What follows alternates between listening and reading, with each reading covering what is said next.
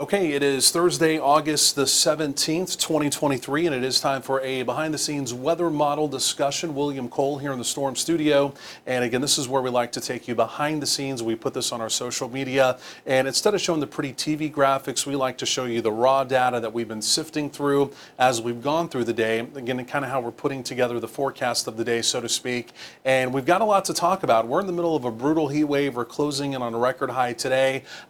Based on how the temperatures performing today, even though we've got a major record tomorrow, it may not be impossible we get pretty close to that record for tomorrow.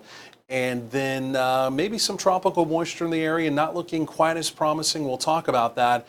And then also, what about a tropical storm, maybe still hurricane strength, something moving into Southern California. It's been since the 30s since we've done something like that. So we've just got a lot of craziness going on. We'll try and kind of get you up to date on what we have going on here.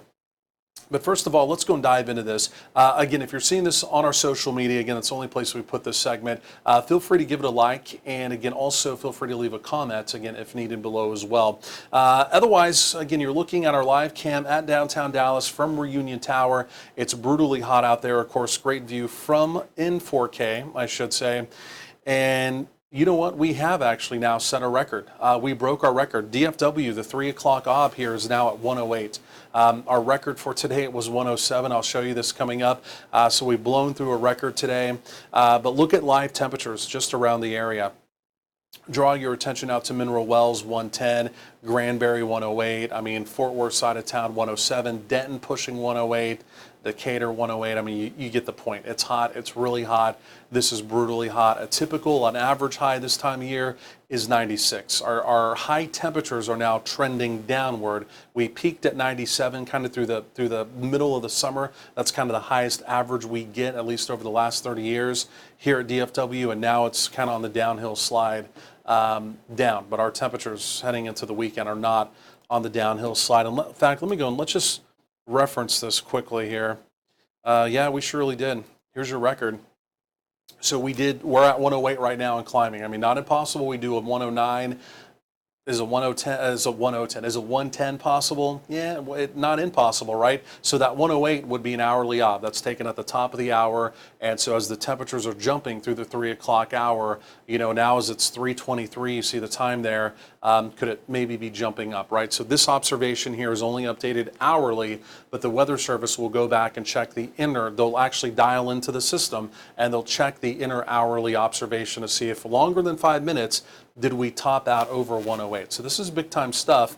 And again, you can see obviously breaking that old record. Just really quickly, one last thing. These are the top 5 highest temperatures so far in North Texas. So far, right? Any of these could still climb. Graham 110 today, Mineral Wells 110, Hillsboro 110 as well. So, I mean, we've had several locations pushing 110. I mean, so this is, you know, again, on the upper end of, you know, heat we see. I mean, this whole summer has kind of been on the upper end of heat that we see here in North Texas. Okay, let's go and dive into this. We're a little tight on time today, but this is really what we want to get to, right? This is kind of the meat and potatoes of our behind the scenes look here, right? So we always like to start with our upper air chart. This is the 500 millibar chart. What we're looking for are any dips or any ridges especially in the summer. And so we've got a big storm trough off in the northeast today, and really more so the Great Lakes kind of coming out of the upper Midwest. There is a cold front attached to that is causing active weather up in that direction, of course, so nowhere near us here in North Texas. What are we dealing with? That right there, that's the summer heat dome. It retreated out to the west. It's called retrograding, moving to the west over the last couple of days. That allowed, again, that summer cold front into the area. Our temperatures trended down. It's now coming back. It's coming back stronger. The pressure in it, right, the actual, again, it's an area of high pressure, so we're looking for maximum pressure. The pressure is even higher than what we saw earlier in the summer, in fact, even just a couple weeks ago, and it's going to spread across the nation, right? So the higher the pressure, the stronger the subsidence or the sinking air associated with that, and again, it's called compressional heating. You can get the temperatures to really jump. That's what we're seeing, right? So a lot of details for a simple point. It's about to get very hot, not just locally, but across a good part of the nation. Hopefully this is summer's last stand. I mean, climatologically speaking, as we begin to head into September, the days get shorter. There's all kinds of things that work in our favor to begin to break up these heat waves. But this is going to be some tough stuff over the next week, okay? And the caveat for us is there may be an opportunity of some tropical moisture to move into the area. It's going to be razor close. I'm going to show you the latest data coming up momentarily. It may be as close as like Waco and missing North Texas, which, I mean, we see this stuff happen all the time, right? Oh, so close to North Texas, but not here. It may play out like that. So I'm going to show you the latest data coming up. I've still got some rain probabilities, though, in my updated 12-day. Just a quick peek here at the surface chart right now, bringing this down to the surface. Again, as we were talking about, right, that big storm trough off to the northeast of North Texas, up in the Midwest. But there is, you can see that little blue line, that little cold front extending off of it. And again, like I mentioned, from the upper Midwest all the way over into the Northeast today, there is going to be active weather in the form of rainstorms and even an opportunity of severe weather up there.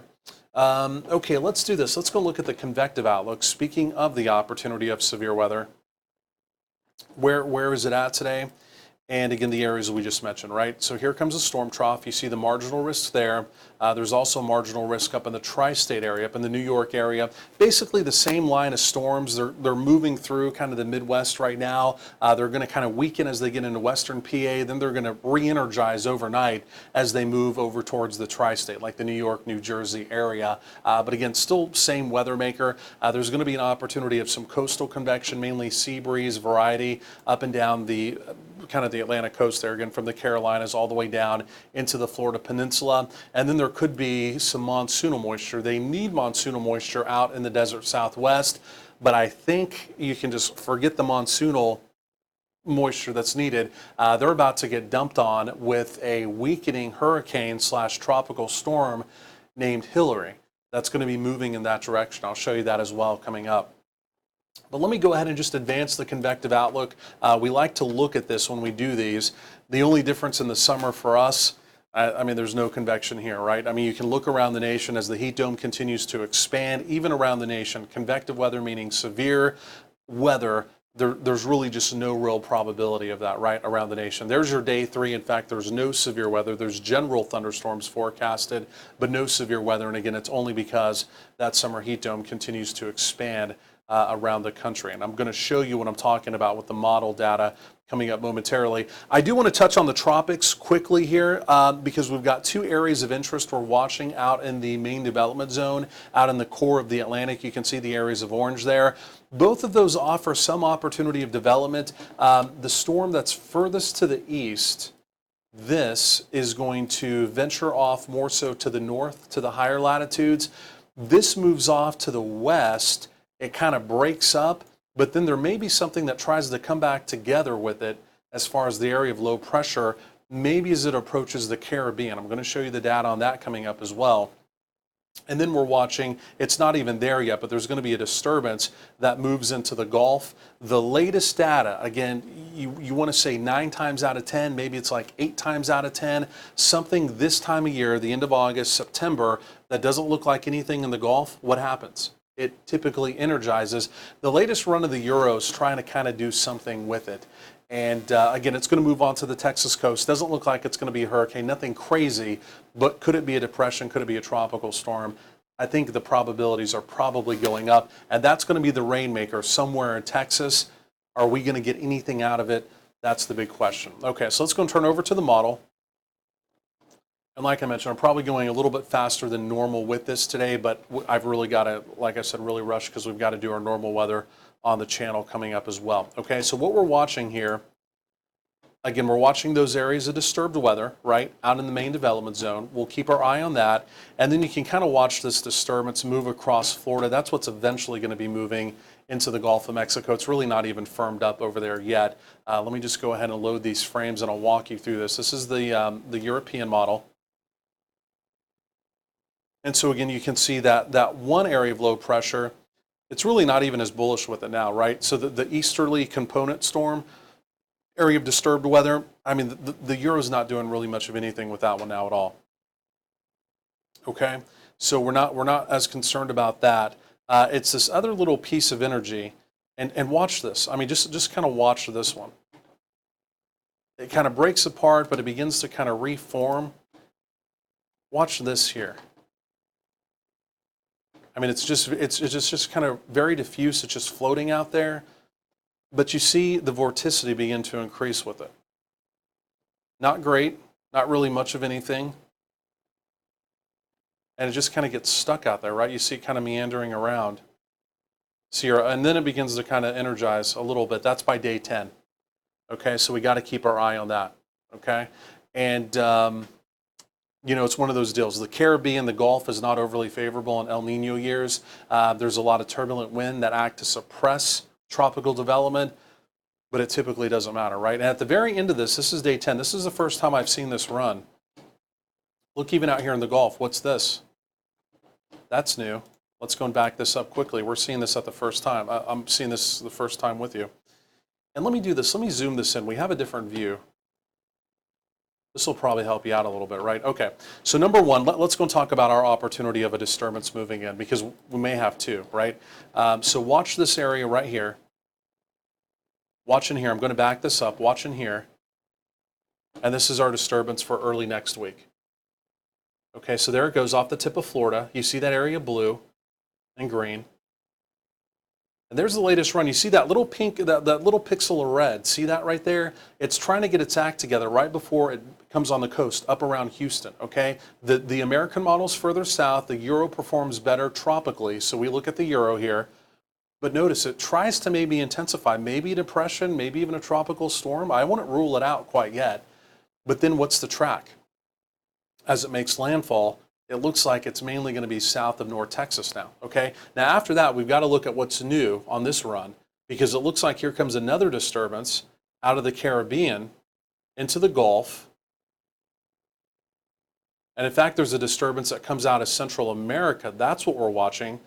There it comes right off the tip of the Yucatan through the Bay of Campeche, and look at that. Area of red, stalled, moving very slowly. There's day 10. That's where the data ends. That's where the data ends. So we've got something possibly developing in the Gulf by day 10 and real deal developing. Again, still 10 days out. All of this can change. We understand that. We've got something kind of circling just east of the Caribbean. And then you can see one more area out there in the center of the main development zone. That's a wave that came off the coast of Africa. You can see the red vorticity with that. Something trying to brew there. And this is going to be by the 27th of August, peak of tropical season, heading into September, peak of tropical season. That looks pretty active, okay? So, and a couple things there in the Gulf we really need to keep our eye on, okay? And again, that last little wave that we looked at, that's new, okay? And sometimes you get these inter-run discrepancies where even though we see something now, the new data that comes in, again, by early tomorrow morning may do a flip-flop and it may not be there, right? So whenever we're talking about stuff, especially 7 to 10 days out, the models flip-flop. It's there, it's not there, it's there, it's not there, or it may never come back again, right? Because we're really looking out well into the extended, and there's several things that have to happen, right? Just right to make that data verify that far out, okay? So just keep that in the back of your mind, but that is of interest, right? That is something we do want to keep our eye on. Okay, so now here's just a look at North America. Similar deal. Notice over in California, I want to draw your attention there, moving up the California Baja, that's Hillary. And that's more than likely going to make landfall in Southern California as a tropical storm. First time since like the 1930s. It's going to be moving into the low deserts the way it looks. And those are very susceptible to flooding, right? You get east of San Diego. When I was in the Navy, I lived in Southern California and also up in Fresno, the Central Valley of California, but twice in Southern California. And I can tell you, in San Diego County specifically, you get east of San Diego and you get down into the low deserts, right? But they're very susceptible to flooding. They really don't get any rain whatsoever, but they're very susceptible to flooding. So that could be a really big deal for the folks out there. So a storyline we'll be watching. I mean, significant flooding. I mean, they're not built for it, and if they get any rain, it just floods. So several, I mean, there's smaller, more rural communities out there, but that could still be a big deal.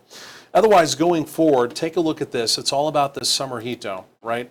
It's all about this area of red. There's our disturbance. You can see it right there, maybe turning into a tropical depression, maybe a tropical storm making landfall.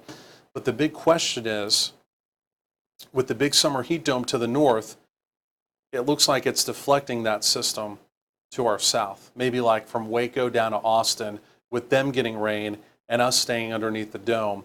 As we go forward in time, The dome begins to retreat back to the west by day 10, and there's a little bit of a troughing pattern you can see trying to develop, which would be a break from the heat. Big trough coming down.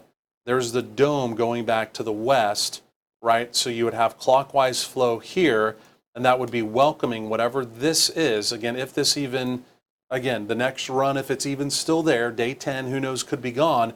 But if it's still there, that flow would welcome it in to this area, right? You've got flow coming down this way. You've got flow coming around this way. But more than likely, it's going to be pulled in right here, maybe even south of our area as well. Again, if it's even there. Again, 10 days out, right? We're just way extrapolating all of this.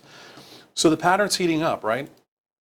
I mean, it's hot. It's brutally hot heading into the weekend, but beginning next week, by Tuesday, I mean, we're talking about, could we maybe get some tropical rain in? If we don't, if it's a swing and a miss, okay, we're still hot, but the ridge is eventually going to break down, head a little bit further to the west. We've got a trough that'll allow a front into the area in about 10 days, again, if everything comes together correctly, and then we've got something maybe floating out in the Gulf of Mexico that maybe could bring some rain, right? August rain in North Texas, and really even the first week of September rain in North Texas, climatologically, if you just look back over the last 30 to 50 years, it's normally something tropical. I mean, it's normally something tropical. Then after that, our pattern begins to heat up. We get fronts, we get, more traditional setups where we're dealing with rain and storms. But August, first week of September, it's typically something tropical, and we may be trying to do that again this year as well. Okay, so from there, let's go look at just the latest rain possibilities, and I've really got to hurry here, guys. And this is, again, just based off the Euro. So let's go and see with this latest run what it's doing. Here comes our tropical weather maker number 1. You can see it making landfall, again, based off the Euro, asterisk on that. Again, there's all kinds of different models. Euro typically performs the best. American model still is trending further south, but Euro bringing it in basically from Corpus up towards Houston. And look at the rain. I mean, it's literally, for us here in North Texas, look at this. Look how close it is. Look how close it is. For us here in North Texas, as far as our coverage area, that's obviously a pretty rough outline of our coverage area. It's going to come basically to Waco. The way it looks now, Waco, you go down 35, it may be pouring in Waco. And you get up into parts of Hill County, you come further north, up into North Texas, and we're still going to be sunny and baking. Probably some cloud cover associated with that. It might help our temperatures a touch. But that's tough. That is razor close, right? It's razor close.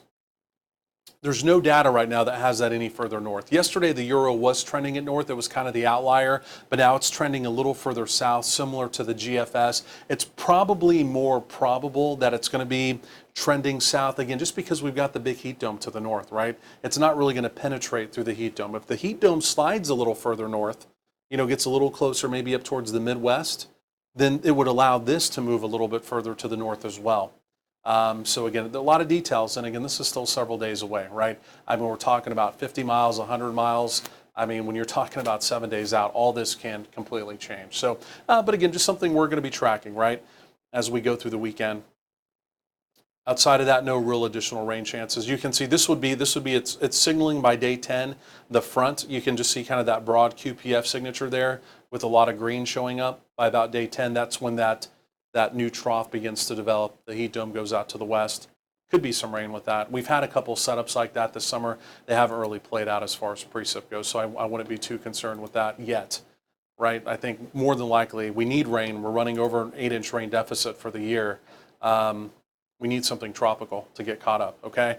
Wow, here's the latest run. Man, they're up to 111. So I'm at 109 for tomorrow. I'm going to have to bump my high up. I think that 111, based off of what we're seeing today, looks reasonable.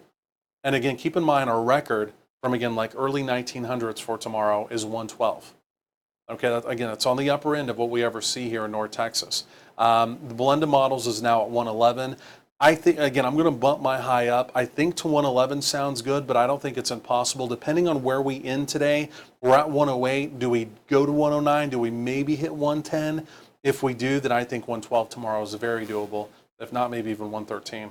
So as crazy as that sounds, right? As crazy as that sounds, depending on where we end up today, the dome is going to be almost directly over us tomorrow, and you can definitely add 2 to maybe 3 degrees onto tomorrow. That's what the data has been trending anyway, 2 to 3 degrees onto tomorrow. but it's just kind of been lower, right? Now we're seeing real life temperatures, how we perform today, and we still need to add that 2 to 3 on to tomorrow. So if it's 9, I'm probably going to go with the high tomorrow of 112. Again, right now I'm at one. Now I believe I'm at 110 for tomorrow. I'm at 110 or 109. I'll have to look. I don't remember what I forecasted for tomorrow, and that's with the update this afternoon. But I believe I'm at 109, and only for the fact earlier in the day our temperatures just really weren't performing that well. We were at like 101, 102, 103, and now again we've jumped to 108. Right, so that definitely justifies moving it up. So here's the euro, what it's trying to do with that tropical system in the area through the weekend. I mean, we're going to be 108, 109. I mean, we're going to be right around 108 to 109. I mean, this weekend just looks brutal. Temperatures begin to ease down some. Euro's bringing temperatures down because of some cloud cover, again, with that tropical system early next week.